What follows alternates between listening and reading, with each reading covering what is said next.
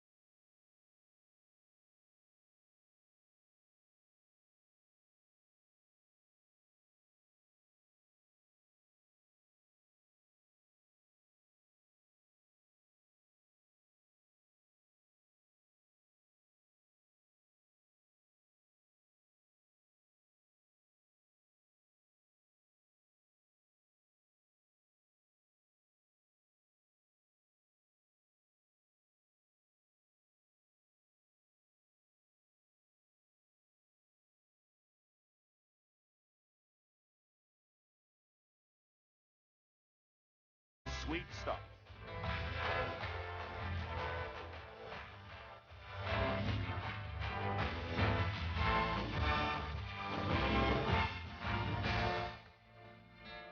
NBA basketball, pride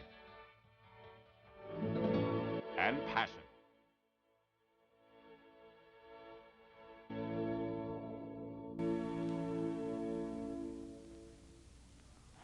One man with every reason to be proud was Kareem Abdul-Jabbar. In 1984, Kareem was approaching Wilt Chamberlain's all-time scoring record. On April 5th, the moment arrived. Greenback's here. Hook shot. It's up. Look out. With his trademark, the sky hook, Abdul-Jabbar set a new standard that may never be broken. The next night, the Forum crowd and Wilt himself paid tribute to the greatest scorer in NBA history. Kareem is a very talented individual, and he has proved that he's durable, and that may be the key word to it. He's played a lot of years, but 2 and 3 guys hanging on him, and he's doing a tremendous job. He's the man. You know, he accomplished everything, and I'm just happy that I'll be able to tell my kids one day, hey, I was on the team with the legend. Finally, I want to thank all of you people who came out here tonight for caring and showing your support.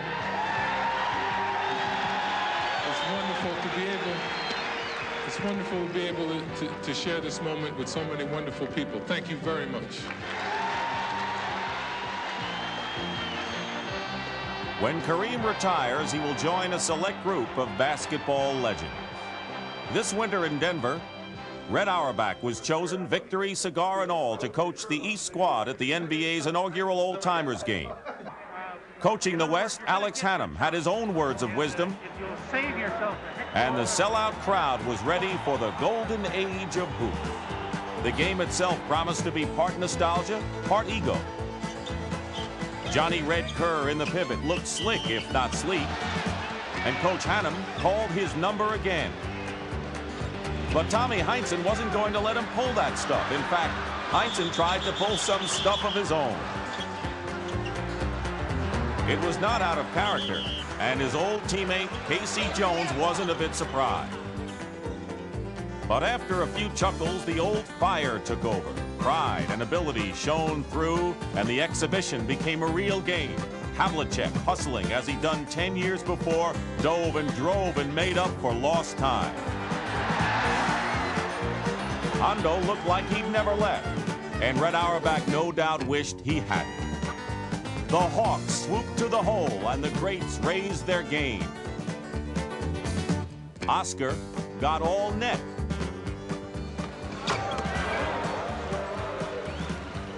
Rick Barry challenged underneath, but the great Nate Thurmond shut him down, swatting the ball away and leaving Barry deflated as well. But some moves are eternal. The Pearl unearthed one of his treasures. Pro ball has progressed, and each classic old-timers move can be found in almost any game today. The West beat the East 65-63. For these all-time greats, if the body won't last forever, the camaraderie will. Your mind is telling you to do things, but your legs just won't do them. So it is slow motion at times, but your mind is still working quickly. The events were flying by. On one power-packed NBA weekend, Denver played host to the old-timers game, the NBA All-Star game, and the rousing return of the slam dunk contest. Julius Erving, the reigning king of the jams, had to defend his crown against a new generation of Skywalkers.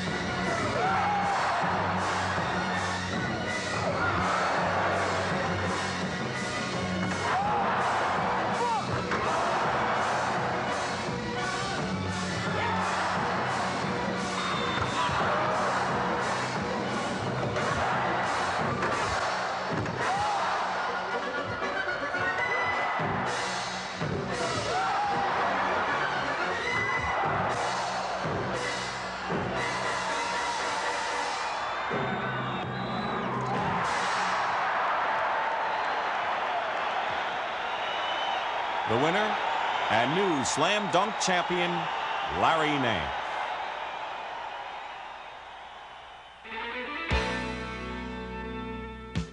Billions of people in the world who play basketball. And this game signifies that you're one of the top 24 in the world. Crowds gathered to see basketball's best shine brightly at Denver's McNichols Arena for the 1984 NBA All-Star Game. The league's leading lights were there, plus a fresh lineup of first-time All-Stars, including Jeff Ruland, Kevin McHale, Mark Aguirre of the Dallas Mavericks, Utah's Ricky Green, and Ralph Sampson. Also making his All-Star debut was Coach Frank Layden, a real showman. I hope in some way I'm helping that way. I think fans come to be entertained, and I hope I add to the entertainment. Julius Erving started off in high gear. The Doctor hit 10 of his game-high 34 points in the first quarter, but the West ran off to a 17-point lead. They were paced by Magic Johnson, who had an all-star record 22 assists, and Continental League alumnus Ricky Green, who has earned his respect. But in the third quarter, led by Bernard King, the East stormed back and began to put a hex on the West. It was then that Isaiah Thomas took over. He hit Piston teammate Bill Laimbeer, and the East led by 9. But the West clawed back, and Magic tied the score with a running one-hander. The crowd loves a barn burner, and with 3 seconds left, Johnson put up a three-pointer.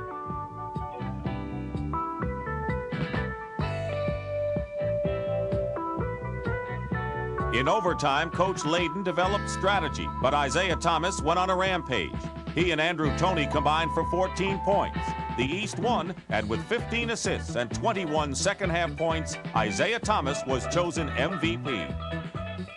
This is the greatest, because on this day, it says that I was the best basketball player in the world, and that's a lot. Isaiah Thomas was the man that day. But in 1984, the big name in the NBA was Johnson.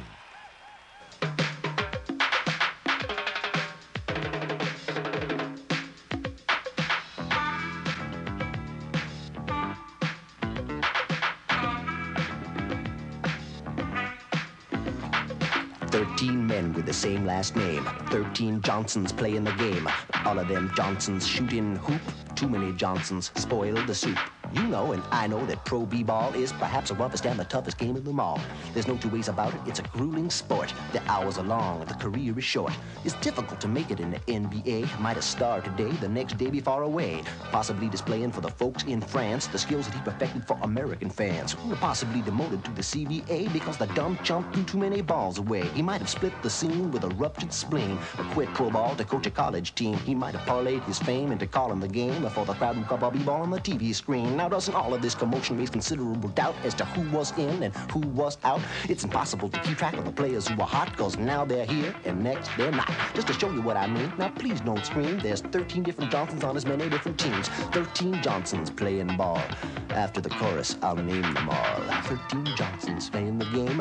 13 men with the same last name. All of them fellows shooting hoop. Too many Johnsons spoil the soup. Irvin is the man, Pops do the mind. If some magic is required when the Lakers are behind. He's only human but behaves bionic. Used to play with Clay, but Clay's gone supersonic. There's two Eddie Johnsons and they make me laugh. You can't tell one from the other when they sign their autograph. One plays for the Hawks, one plays for the Kings. The Georgia guy guards and the Kansas cat swings. One of them has got a bro, his family is hot. On the bullets, Frank will beat you with a three-point shot. Two Georges as well.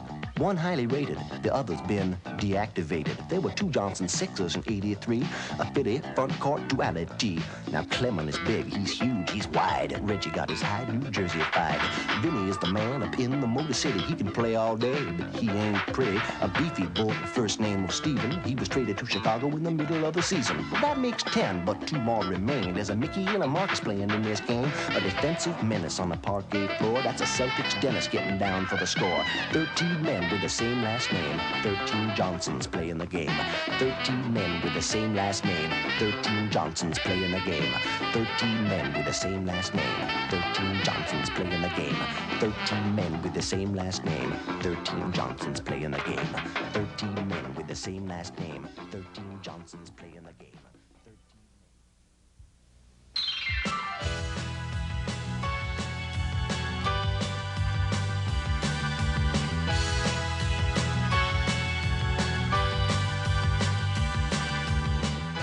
You play in the NBA to be the champion. The ambition and drive of the regular season is heightened as past victories are recalled and players eye the future. Each year, history is made, and the NBA title becomes a quest. In 1983, Julius Erving and the Philadelphia 76ers finally got their rings. But as the 1984 playoffs began, it had been 15 years since a team had repeated as champions. The Sixers' opening round opponent were the up-and-coming New Jersey Nets, and the first game was immediately a shocker. Led by a revitalized Michael Ray Richardson, the Nets stunned the Sixers by winning by 15 points in Philadelphia. In the second game, the Sixers were sloppy, and the opportunistic Nets pulled off another double-digit victory. The young Nets, who had never won even a single playoff game in their NBA history, were psyched for the upset. Veteran 76ers were looking old. The Nets had captured the attention of the entire sports world with their ambition and drive. And returning to New Jersey, it was no joke to think of a sweep.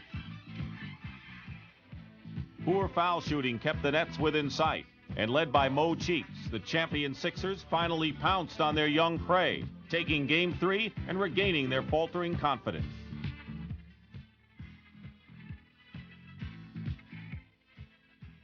Game 4 was more of the same, and Coach Stan Albeck watched helplessly as his Nets were blown off the court by the rejuvenated Sixers. Moses Malone, who had been injured, came to life, and the Sixers were again supremely confident. The pressure is on the Nets, and they've had success in Philadelphia. That should be a confidence factor for them, but they're not going to win in Philadelphia, so can mail in the stats. The series continued down the Jersey Turnpike to Philadelphia, where the Sixers felt they had the muscle to turn back the upstart Nets. But the Philly muscle was hurting and aging, and with Malone's knees aching, there was some question about them standing the test of time. Not to worry, these were champions. They knew how to win, and the Nets were just kids. With this basket, Mo Cheeks, who had a brilliant series, put the Sixers up by 7 with 7 minutes to play.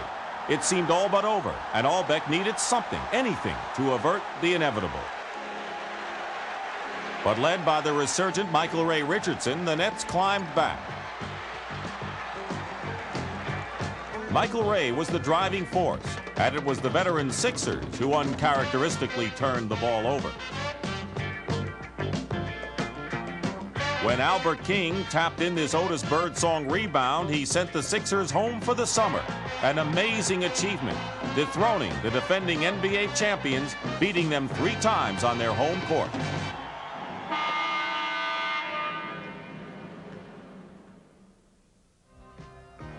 In other Eastern action, the New York Knicks and Detroit Pistons split a pair. In Game 3, Bernard King scored 46 points, canning shots from all over the floor, playing with inspired intensity and pacing the Knicks to victory.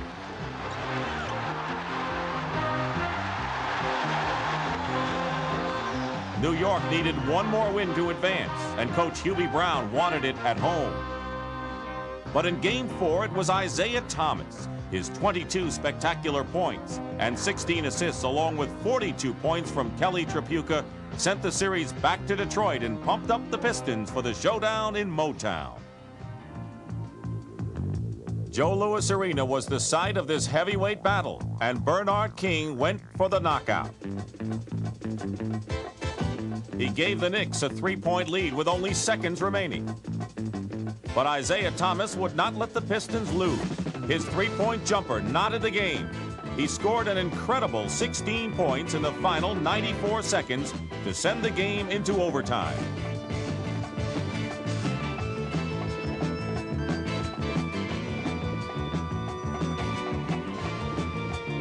OT was more of the same. Despite playing with the flu, Bernard King set a new 5-game playoff scoring record, and his points were decisive, averaging over 42 a game. Isaiah tried to keep pace, and for a while he did.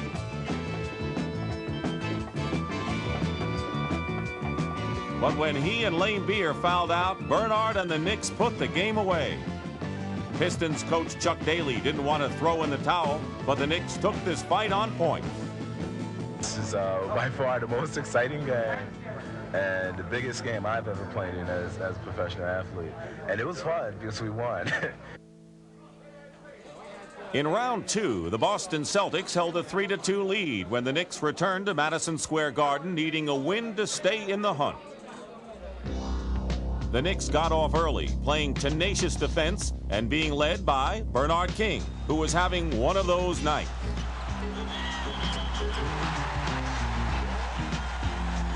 Bernard hit for 18 points in the first quarter, and at the half had 29. However, with 6 seconds left, the Knicks led by only 2. But when Larry Bird missed this shot and Cedric Maxwell the follow-up, the Knicks pushed the series to a deciding 7th game. Boston Garden was ready for the matchup. The Celtics had been devastating at home, and the fans expected the best. Boston ran off to a 10-point first-quarter lead as the Knicks threw the ball away, and Larry Bird paced them with 28 points in the first half alone. The Celtics' defense finally stopped Bernard King, limiting him to 7 points before halftime and neutralizing him till the game was out of reach. But the game especially belonged to Larry Bird. who hit a personal career playoff high 39 points and led the Celtics into the next round. The Celtics watched most of the playoffs on TV last year because the Milwaukee Bucks beat them badly, but this year they were more relaxed. The Bucks waltzed through Atlanta, then took the Nets in 6. But then came Boston. The Celtics had the league's best record and were set on revenge. They won 2 in Boston, and coach Don Nelson couldn't stop them from taking Game 3 in Milwaukee. Paul McKeskey checked in for Buck center Bob Lanier. This might have been the great veteran's last hurrah. In fact, about the only Milwaukee bright spot was the play of the unlikely McKeskey, who scored 12 points in averting a Boston sweep. But the Celtics completed their turnaround in Boston and charged into the finals.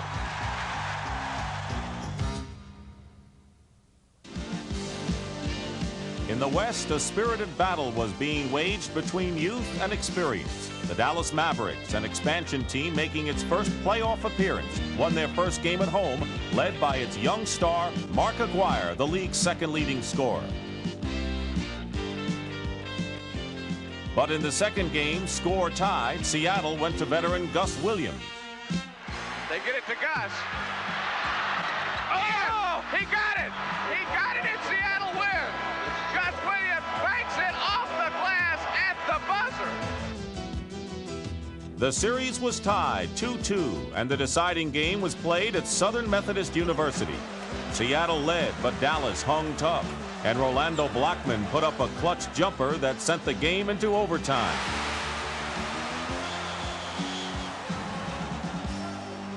With the series on the line, the young Mavericks just wanted it more. This was their first big-time battle, and they played hungrier.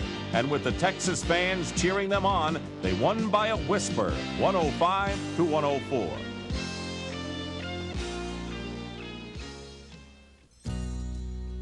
Coach Frank Layden had the Utah Jazz at their peak. I think that ours was the most amazing athletic feat of the year. I think that there wasn't another baseball team, basketball team, football team, hockey, who was picked to come in so low and to do so poorly and yet achieve so much. The Jazz won the Midwest Division title, beat the Denver Nuggets in round 1, and beat the Phoenix Suns in game 1, round 2. Coach John McLeod's Suns had struggled all season, but won their last 8 regular season games and then upset the strong Portland Trail Blazers in the first round.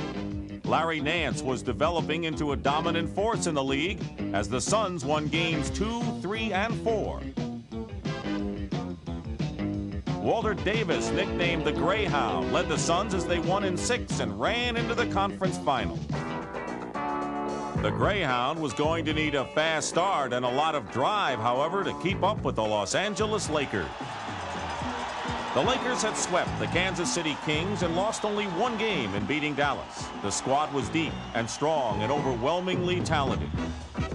The Lakers took the first game easily, and the second, as Magic Johnson dished out a playoff record 24 assists. Things were looking dark for Phoenix, but at this late hour, the Suns came out at night.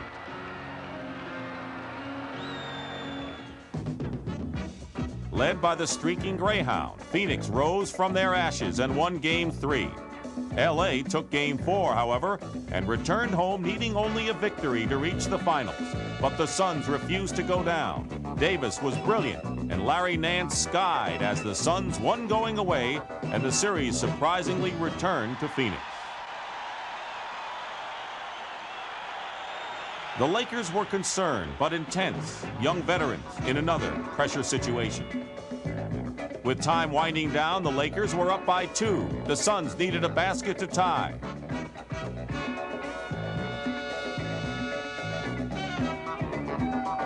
The Lakers squeezed through and entered their 3rd consecutive championship series, their 4th in the last 5 years. Historic struggles between the Celtics and Lakers have defined the NBA Finals. Boston had beaten the Lakers 7 times without a loss, but that was long ago. a tradition felt more by today's fans than today's players. Now there is a new dynamic, Larry Bird and Earvin Magic Johnson. Earvin became Magic at Michigan State University, and in the 1979 NCAA Finals, he led his team to the national title over Larry Bird and Indiana State. They entered the NBA the same year and quickly developed into superstars, and the two have always been compared and contrasted. The 1984 NBA World Championship Series was a media circus. I don't know, what can you guys really work on in practice after the performance on Sunday? I mean, each team was strong, and the game was filled with fine players and engaging personalities.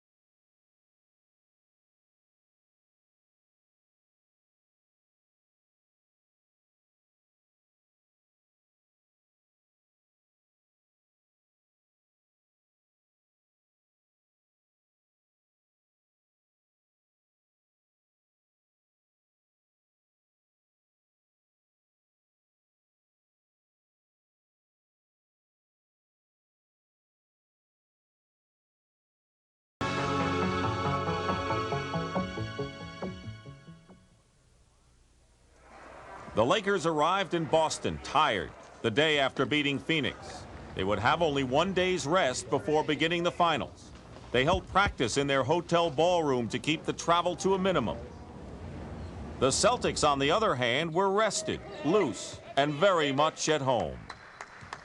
Casey Jones was the major link to the traditional Celtic greatness, having played on 8 championship Celtic teams. He knew the psychological value of those flags flying in Boston Garden. The Celtics had compiled the league's best record, but by game time, somehow they had become underdogs to the favored Lakers.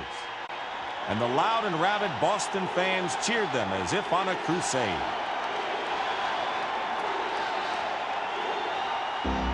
Abdul-Jabbar had come down with a serious migraine, missed practice, and was not expected to be at his best. But it was the Lakers who got off quickly.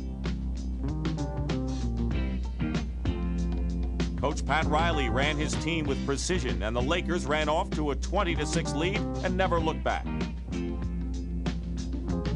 Casey Jones tried to slow down the Laker drive, but it was Abdul-Jabbar who set the tone of the game. Though consistently double-teamed, he hit the open man, rebounded, and led the Lakers in scoring despite the effects of the migraine. It was an overpowering performance, and Celtics center Robert Parrish, who had not faced a dominating big man so far in the playoffs, simply could not handle him. Well, he was on fire. You know, everything he threw up went in just about. You know, he shot the ball very well. You know, it's going to be one of those days. What can I say about it? They came off 1 day's plane ride and then just started right off going at us. And they just went out and just took the game away from us in that first quarter. Kareem finished with 32 points and more praise from his coach. He's a very gallant, proud man who has accomplished everything that any man can accomplish in sport. He impresses me because he's a man, and this game was for men only today. If that thing would have been pulsating and pounding, I think he would have showed up. Kareem had a more concrete description of his frequent migraine attacks. It's like a physical, it's like a mechanical thing, like your tires being out of line. The Celtics had been stunned by Game 1 and held practice behind closed doors in an attempt to regroup. Something had to be done. Inside, the Celtics had to have been confused. They had been run ragged by the Laker break, and their game plan had come up empty. Robert Parrish had been overmatched in the pivot, stifling their defense, and although Kevin McHale had played well, the Celtic fortunes rested even more heavily in the hands of Larry Bird.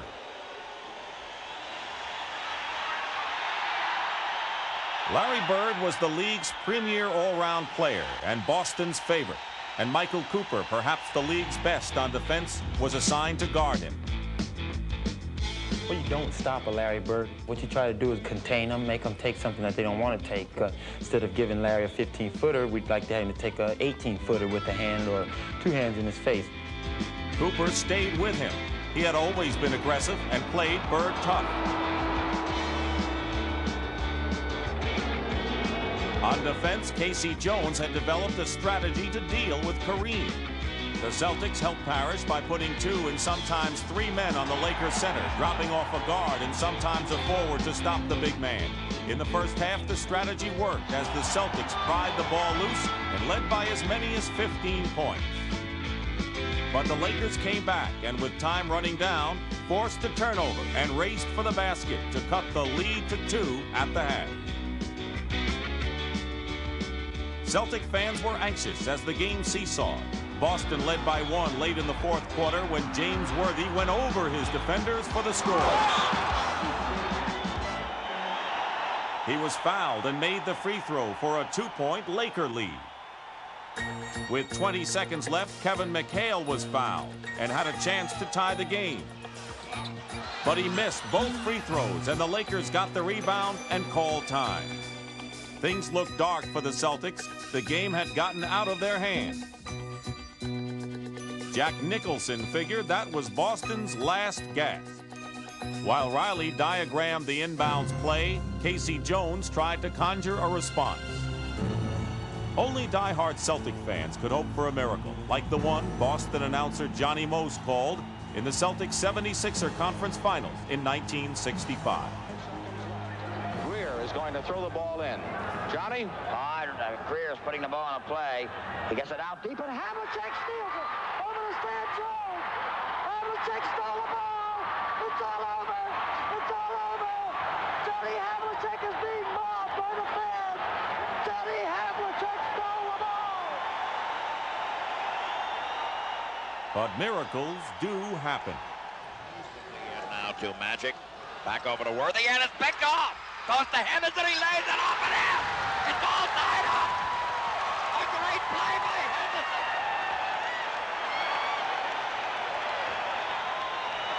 But the Lakers could still win it. Worthy inbounded to Byron Scott, who got the ball to Magic Johnson. Down to 9 seconds. Magic holding the ball. Magic trying to work on Maxwell. Magic has still got it down to 2 seconds. 1 second. He's going to have to shoot it. He doesn't get it off. He doesn't get it off. They get no shot at all. The game went into overtime. The Celtics given new life and spirit. The fans thought Magic's game was coming apart, and Magic himself seemed uncharacteristically anxious. The overtime period was a struggle, and with the score tied, Scott Wedman put one up from the corner.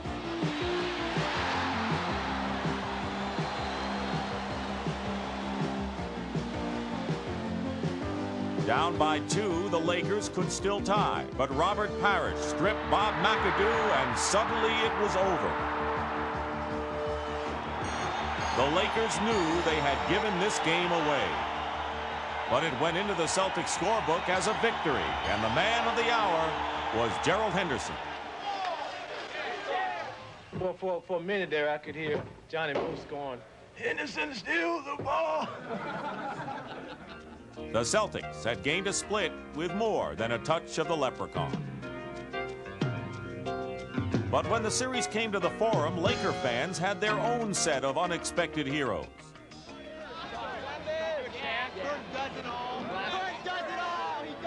Kurt Rambis is the working class of the NBA. And in the third game, his coach, Pat Riley, said he was decisive. He established an aggressive posture for us at the beginning of the game with the way he played, and it was contagious for our players. That's his job. That's his role. And that in itself is a talent. Hustle is a talent. Rambis's rebounding and scoring sparked the Laker fast break. And in front of the hometown fans, LA went on a roll and ran the Celtics ragged. The first 3 teams we played, they were non-running teams. They would slow it down, and LA is hit your wagons up and let's go, boys. They have guys running all the time. They have a non-stop offense, and you know it's like waves. They just whoosh, whoosh, whoosh. Kareem could run and not quit. It's like out at the Santa Monica Beach when the waves are coming in and one wave comes after another and after another. It's like a snowball rolling down a hill. Once we get it started, we just caught up in it. It's just like entertainment for the fans.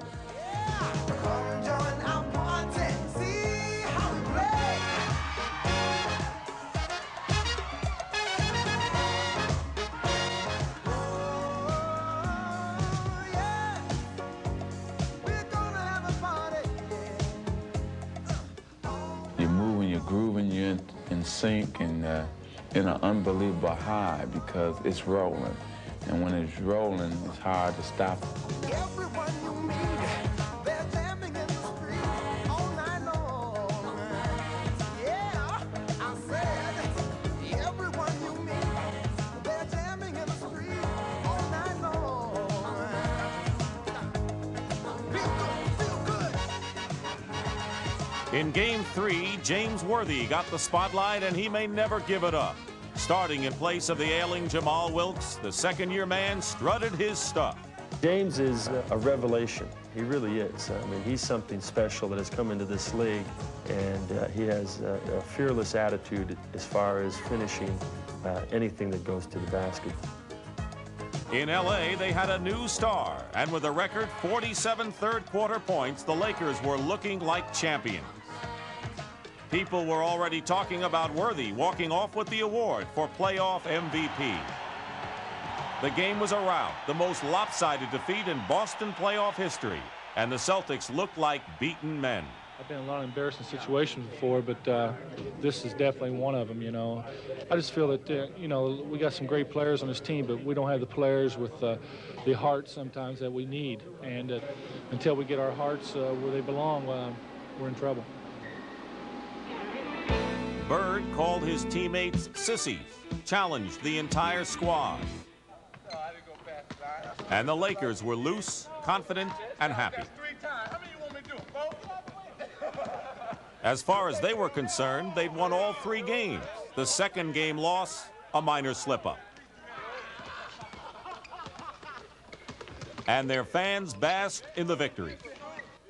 Well, it's very evident that the Lakers have things well in hand, and we'll take command of the next game and the end of the series. I'm a Celtic fan, but I'm pretty dismal for the Celtics' hopes this year. The Lakers were feeling fabulous in the Forum. But Cedric Maxwell maintained his sense of humor. Boys, yeah, hey, come on, this is right here. You're good with the sign.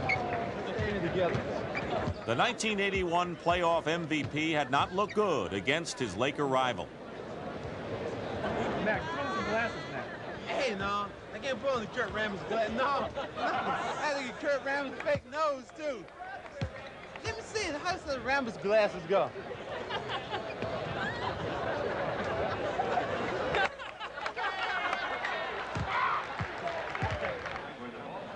The Lakers' championship chances were looking excellent. While Red Auerbach huddled with L.A. Raiders owner Al Davis, the Celtics were talking tough. This is not the marching down, boys.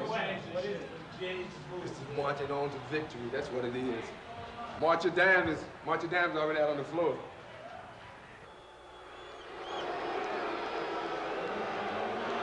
For Game 4, the Forum fans were unusually vocal, and the Celtics' bravado was matched by the Lakers' easy confidence. The Lakers continued right where they left off, running to a 10-point halftime lead.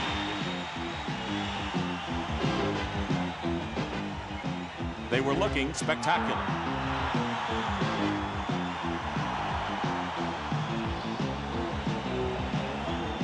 Casey Jones knew that unless he changed strategy, Boston would lose to the Los Angeles high style of Showtime finesse.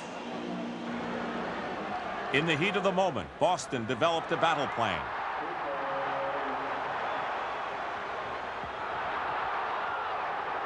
The Eastern Conference was known for its physical play, and with few fouls called, the Celtics went on the attack. Riley was furious as the combat grew intense. And the game turned on a crucial play. L.A. rebounded and broke for the basket. Cooper to Kareem to Worthy to Rambis. He should go the distance. Oh, look out! Kurt Rambis was clotheslined by Kevin McHale, and a hard-fought game developed hard feelings. Kareem Abdul-Jabbar, noted more for his finesse play than his elbows, crashed the boards with a vengeance. He and Larry Bird faced off, and tempers flared.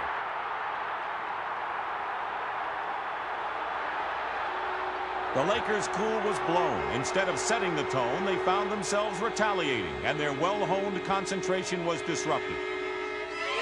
The Lakers ran, but the Celtics clawed back, using anger as motivation. And by the end of the third quarter, they had sliced the Laker lead to 2.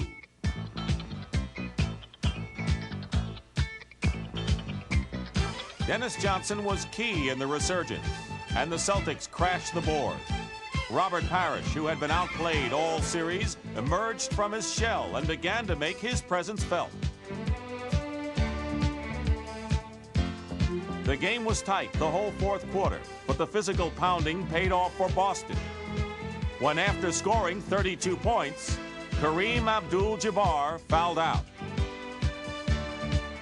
The Lakers led by 2, and Larry Bird's 2 free throws tied the game with 16 seconds left to play. The Lakers had several options and enough time to operate, but just barely. With Kareem gone, Magic dribbled down and looked for Worthy. Magic with 7, with 6. Magic takes the ball and they throw. Magic throws it away. At this. 3 seconds. Intercepted by Parrish. Magic threw it right to Parrish. Again, Magic seemed unnerved. There was time enough to win, and after trailing most of the game, the Celtics could tie the series on 1 shot. Johnson inbounded to Bird.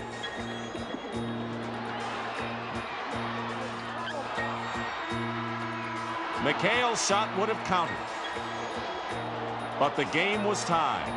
The Celtics had picked themselves up, and once again, it was into overtime.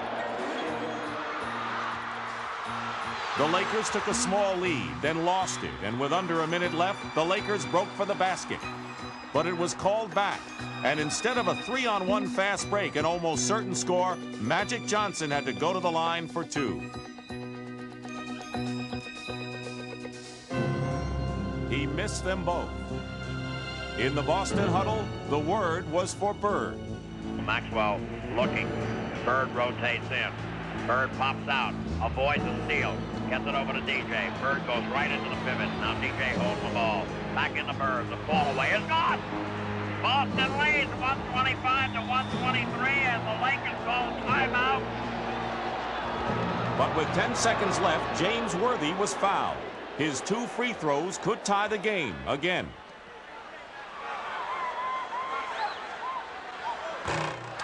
He missed the first, and the LA fans could feel the game slipping away. Maxwell fueled the fire. And Kareem couldn't bear to watch, and Worthy hit the next one. The Lakers quickly fouled Dennis Johnson, who made his 2, and LA set up for a 3-point attempt to tie the game 10 again. seconds in overtime. Worthy stolen by Emil Carr. And the Boston Celtics have evened this NBA World Championship Series at 2 games apiece. Carr did a lot of cheerleading, but Larry Bird was still not impressed with his team's fortunate victory. Larry, last time you were quoted as saying you guys played like sissies. What's the word you use for the team now from this game? Well, we just played like a bunch of women tonight. We can still play a lot harder. The series returned east. The Lakers had lost the home court advantage, which rested now with Boston. The historic city was sweltering with oppressive humidity, temperatures in the 90s, and no relief in sight. With the series tied, to win Game 5, someone had to beat the Heat. It's going to be hot there, and I think the Celtics are more used to the heat than LA is. All around Boston, Celtic fans saw the complexion of the series change. Boston Garden was a sauna. The place had no air conditioning. And inside, as the temperatures reached into the hundreds, the Lakers tried to relax and stay fresh.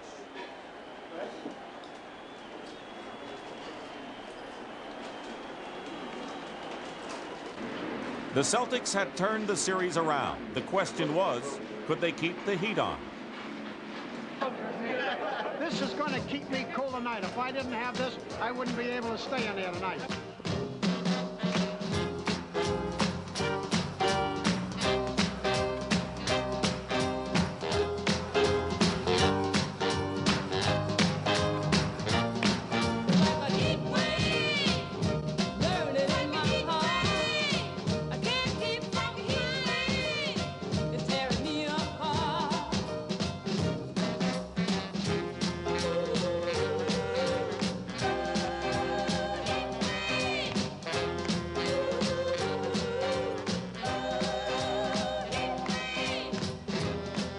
Dennis Johnson maintained his cool.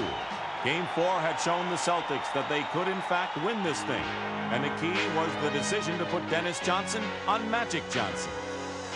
DJ stuck to him like sweat, always there. He pushed Magic outside, didn't let him set up the Laker offense. Frustrated him openly. DJ's offense, which had been dormant, came to life as he hit from the outside and penetrated the sticky Laker defense.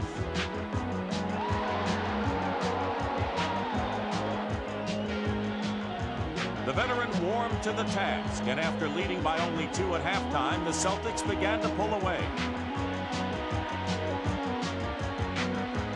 But the guy who really buried the Lakers was Larry Bird. Having criticized his teammates, the Celtic captain took it upon himself to lead them. Moving without the ball, hitting from all over the court, bustling for position underneath. He played a brilliant all-round game.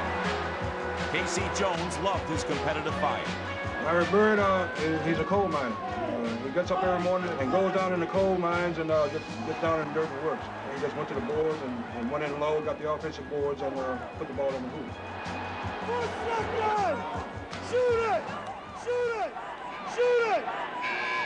All his shots began to fall, and as the Lakers seemed to wilt in the heat, the Celtics grew stronger. Bird had an extraordinary game, scoring 34 points on 15 of 20 from the field and grabbing 17 rebounds. The Lakers were beaten soundly. They seemed unnerved, unable to respond. The Celtics smoked LA 121-103. You have to give both teams tremendous credit for playing a 48-minute steam bath. It seems as though they held up a little better than we did. The man who made the difference tonight was Mr. Bird. Dennis Johnson was modest and sly about what he'd done on defense. I did nothing. Was I on Magic? Larry Bird led his team west with a chance to win it all in LA. Time was running out for the Lakers. Their overwhelming confidence was gone. And although they felt they had the better team on paper and in concept, they had to prepare themselves for serious combat. Lose this, and it was over.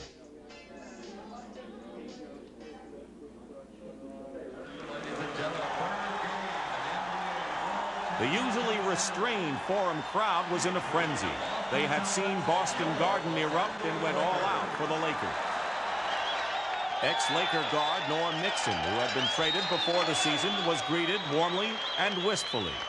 His absence in the backcourt had put a lot of pressure on Magic. And in the playoff finals, Magic had been having his problems. Hounded by Dennis Johnson, Magic found it hard to get the LA offense in gear. And the Celtics had turned Laker mistakes into easy baskets. The Lakers couldn't solve the Celtic defense, and the Celtics were running away with the championship.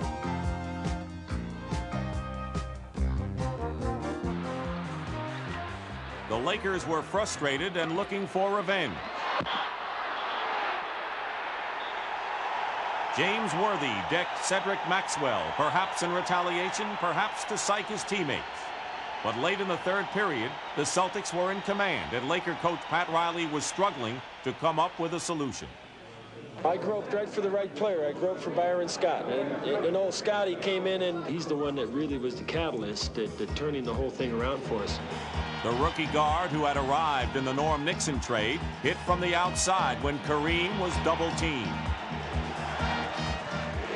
With the crowd in an uproar, he snaked a key steal and put in a sweet dipsy doodle of his own.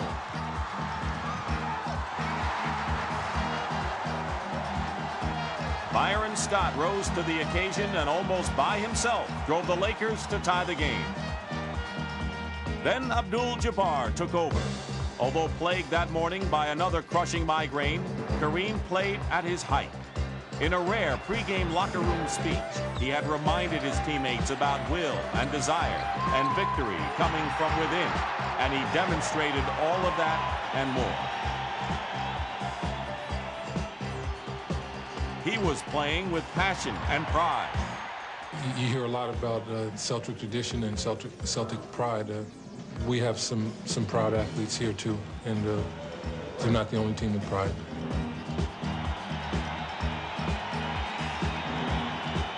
Kareem finished with 30 points and 10 rebounds, and the Lakers won going away. The Celtics headed home, where the Lakers would try to do it again.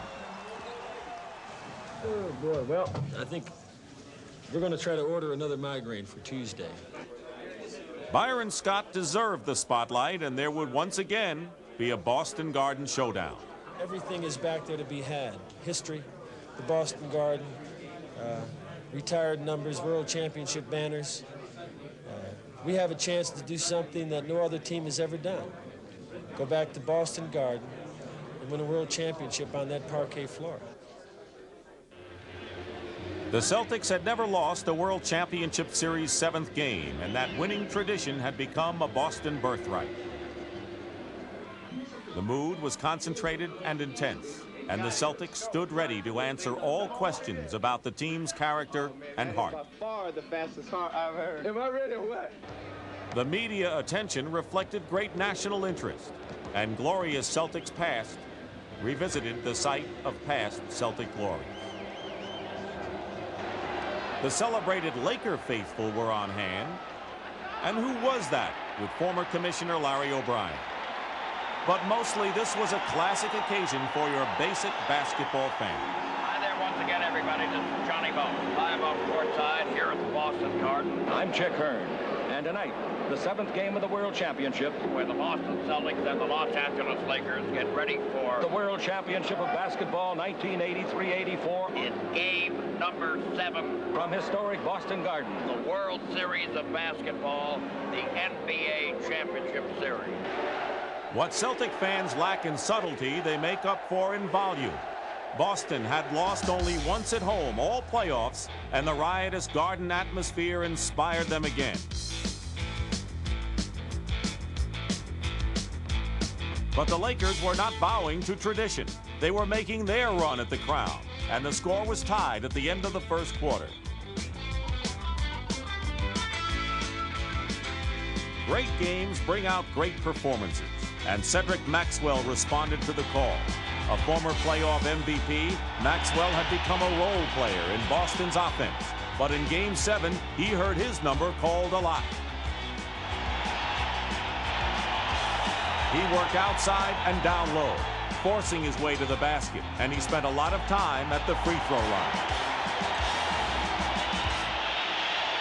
The Celtics fought out to a 6-point halftime lead, and what they hoped would be their 15th NBA title.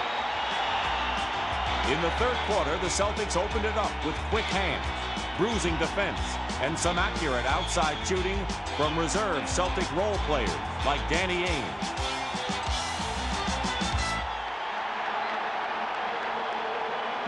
The Lakers had lost their composure, and when Boston scored the last 9 points and stretched their lead to 13, the Celtics seemed only moments away from their goal.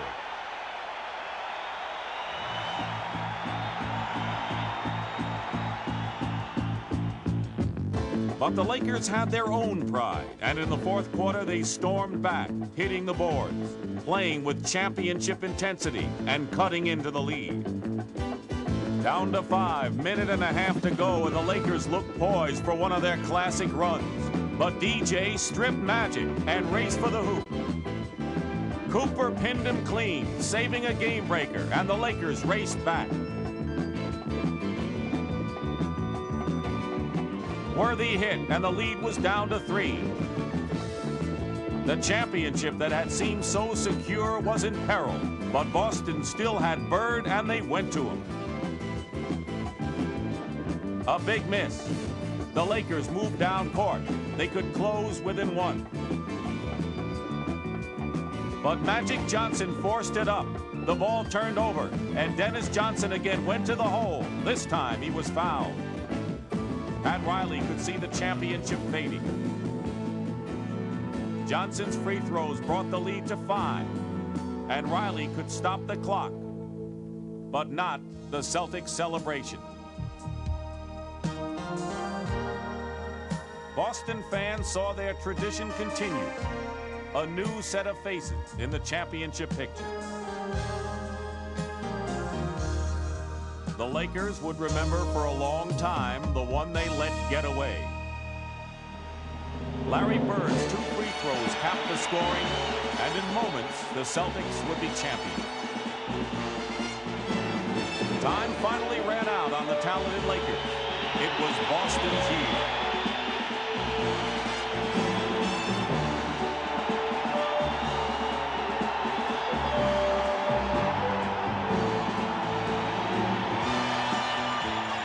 Boston celebrated a new generation of Celtic champions, ball players who carried and were carried by Boston's winning tradition. Larry Bird was chosen the playoff MVP, and Red Auerbach grasped his 15th NBA title.